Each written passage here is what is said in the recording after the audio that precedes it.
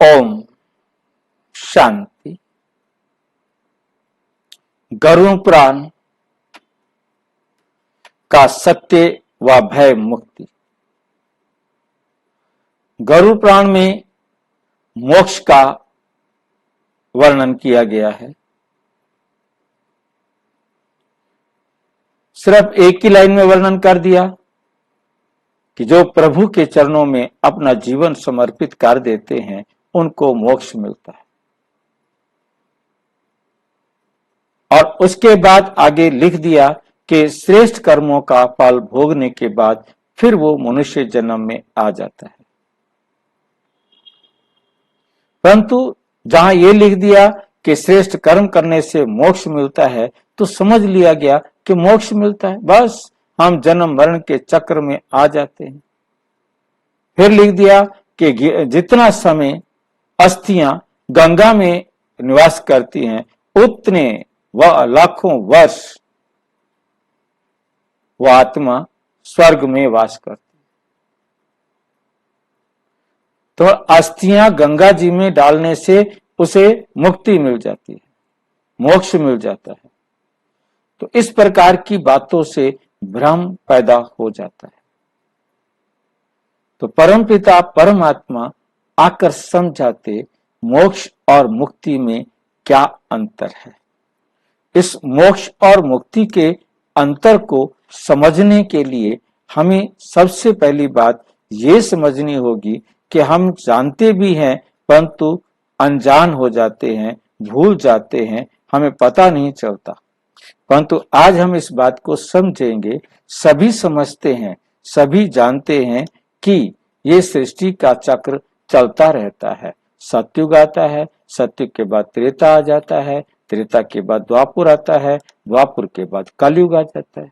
फिर सतयुग, त्रेता, द्वापुर, कलयुग, सतयुग, त्रेता, द्वापुर, कलयुग, ये चारों युग लगातार चलते ही रहते, नॉन स्टॉप, कभी रुकते नहीं। सतयुग के बाद क्या आएगा? त्रेता, त्रेता के बाद द्वापुर, द्वापुर के बाद कलयुग, कलयुग के बाद क्या आएगा? सतयुग।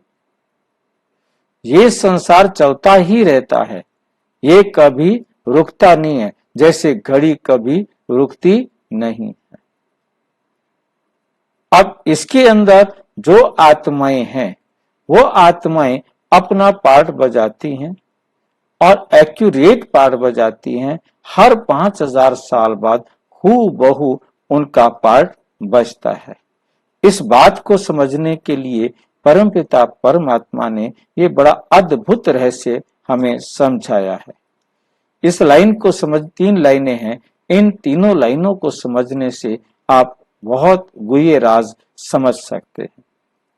आप पहली लाइन में देखेंगे, आप यहां पहली बार ही नहीं आए। आप 5000 वर्ष पूर्व भी इसी स्थान पर, इसी समय, इसी प्रकार से आए थे। अब आए हैं और हर 5000 वर्ष पश्चात आते रहेंगे, हर 5000 साल बाद आते रहेंगे। क्योंकि इस सृष्टि रूपी नाटक की हर 5000 वर्ष पश्चात हूबहू पुनरावृत्ति होती है, हूबहू पुनरावृत्ति होती है, इसमें चेंज नहीं हो सकता। हर 5000 साल बाद वैसा का वैसा नाटक रिपीट होता है। तो जो आत्मा एक बार इस नाटक में आ गई है, तो कोई भी आत्मा नाटक में आई हुई है वो हर 5000 साल बाद उसी प्रकार से आएगी, अपना पार्ट बजाएगी। पार्ट रुक नहीं सकता, उसे एक्यूरेट टाइम पर पार्ट बजाने के लिए आना ही आना है। इसलिए हर एक आत्मा, कोई भी आत्मा हो, यहां तक के परमपिता परमात्मा कहते, बच्चे मुझे ही मोक्ष नहीं मिलता, तुम्हें मोक्ष कैसे मिलेगा? मोक्ष कभी भी किसी को भी नहीं मिल सकता। वो हर कल्प उसी प्रकार से उसी समय आकर वही पार्ट बजाएगा जो पार्ट अब बजा रहा है। तो ये बात हमें बिल्कुल साबित करती है कि कोई भी आत्मा को मोक्ष नहीं मिलता, मुक्ति कुछ समय के लिए मिलती है। वो है कि एक आत्मा कम से कम 1 साल के लिए इस पृथ्वी पर पाठ बजाने के लिए जरूर आती है। ज्यादा से ज्यादा 4999 साल के लिए एक आत्मा इस पृथ्वी पर पाठ बजाने के लिए आती है। पाठ बजाने के लिए वो कभी भी आए, परंतु घर सारे संसार की आत्माएं एक साथ जाती है। मुक्ति सबको एक साथ मिलती है, परंतु कोई 1 साल रहता है परम धाम में, मुक्ति में, कोई 2 साल, कोई 5 साल, कोई 100 साल, कोई 500 साल, कोई 1000 साल, और ज्यादा से ज्यादा कोई भी आत्मा 4999 साल इस पृथ्वी पर पाठ बजा सकती है, या 4999 साल परम धाम में पाठ बजा सकती। ठीक है, तो ये तो हो गया मोक्ष और मुक्ति का रहस्य। कितना समय हम अपने पाठ से मुक्त हो सकते। कर्मों की गुह्य गति, दूसरा पॉइंट है इसके अंदर हमारा, कर्मों की गुह्य गति।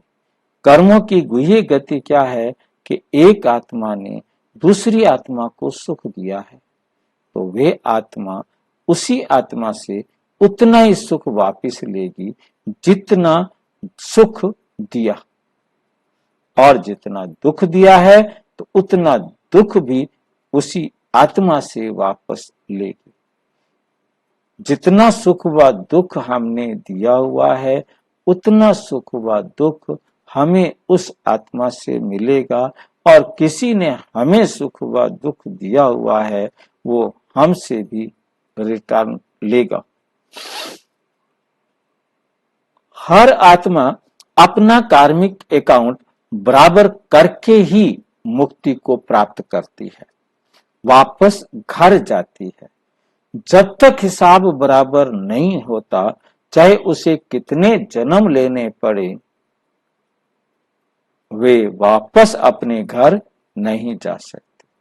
चाहे सुख देना या लेना हो, या दुख लेना या देना हो, जब आपका हिसाब बराबर हो जाए तब आप मुक्ति में जा सकेंगे।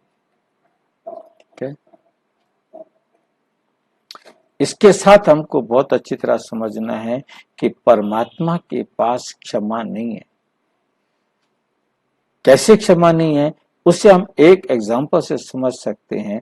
मान लो मैंने आप पर जुल्म किया है, मैंने आप पर खूब जुल्म किए हैं, अत्याचार किए, मारा पीटा, और भी जो कर सकते किया, परंतु अब मैं कितना भी उसकी सेवा करूं, कितना भी उसको सहयोग दूं, जितना सेवा या सहयोग मैं उसे दूंगा वो मुझे मिलेगा।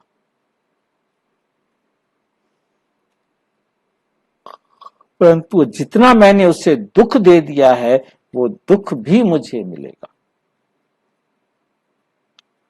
भगवान माफ नहीं कर सकता, चाहे मैं मंदिर में जाऊं, मस्जिद में जाऊं, गुरुद्वारे में जाऊं, धार्मिक संस्थान पे जाऊं, कहीं भी जाकर ओझे के पास, किसी के पास कितना पैसे दूं, कितना सब कुछ करूं,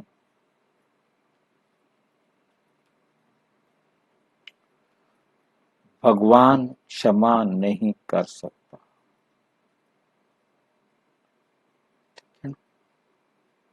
हर आत्मा को अपने किए कर्म का फल लेना ही लेना है, परमात्मा क्षमा नहीं करते।